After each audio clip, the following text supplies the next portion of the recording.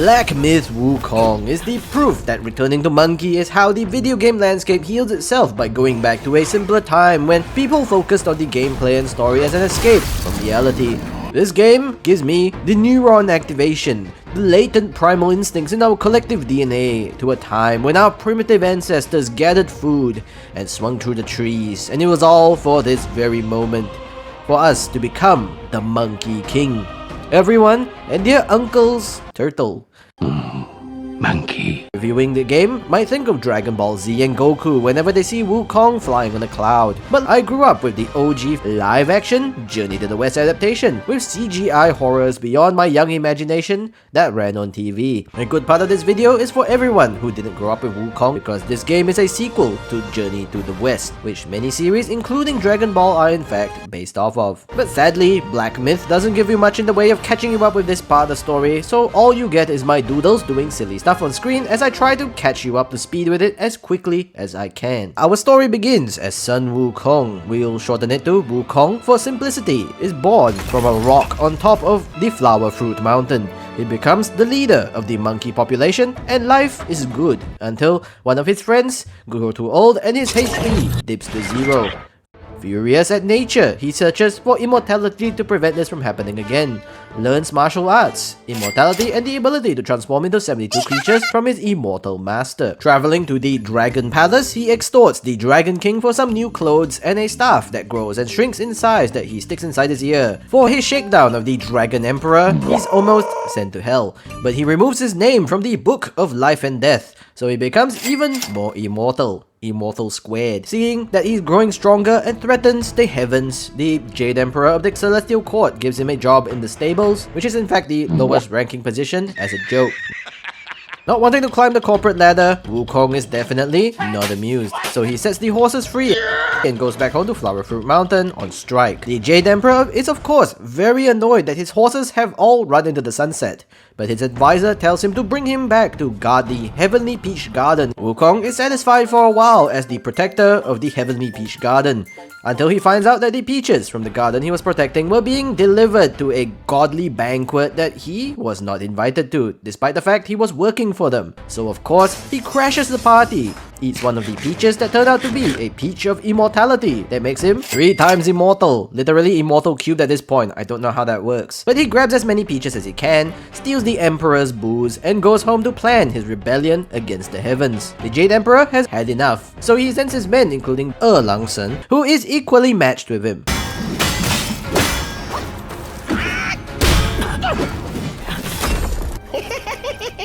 Trapped in a stalemate, someone threw a ring at his head and knocked him out long enough to tie him up, and Wukong is sentenced to execution. Except, as you remember, nothing works because he's immortal. He escapes again and heads to the Jade Emperor for a final showdown. The Jade Emperor asks for the help of Buddha, who makes a bet with Wukong that he can't escape his palm.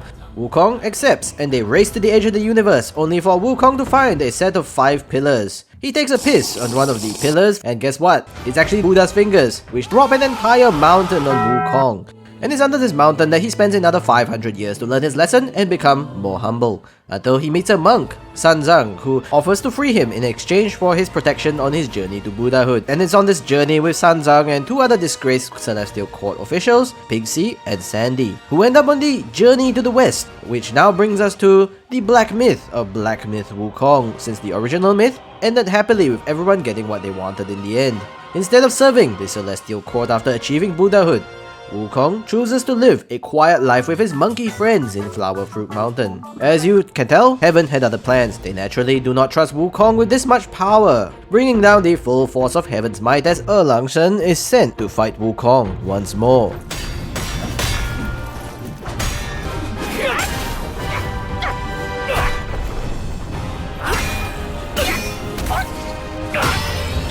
In short, this game is let me translate that. I've not been this hyped for a game opening since Kratos and the Titans climbed up Mount Olympus to confront the gods in God of War 3, or Asura's Wrath. As you can recall from the previous time they fought, the two are equally matched, except the magical headband that Wukong's head activates and he's sent falling from the sky. And where did this come from, you ask?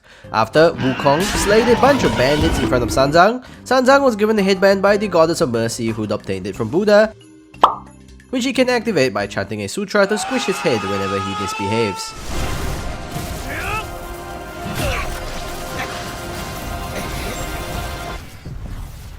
Naturally, he loses. And of course, Wukong is now left trapped on the Flower Fruit Mountain in a rock. Which now brings us to the actual game. Black Myth might look like a Souls-like game, but it is in fact a boss rush. Everyone is out to kill you, and every 5 minutes of running through the map is greeted by another boss fight. It's like someone tossed in every single cool Dark Souls boss design they could think of, minus the padding.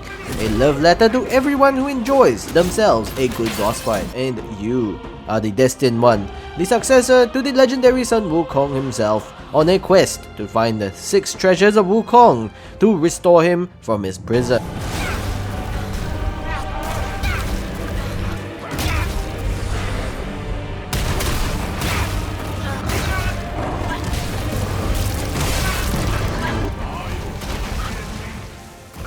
Whoever said this was not a Souls-like game was definitely trolling, because it took me 2 hours to defeat this big blue baby, and my power to freeze time.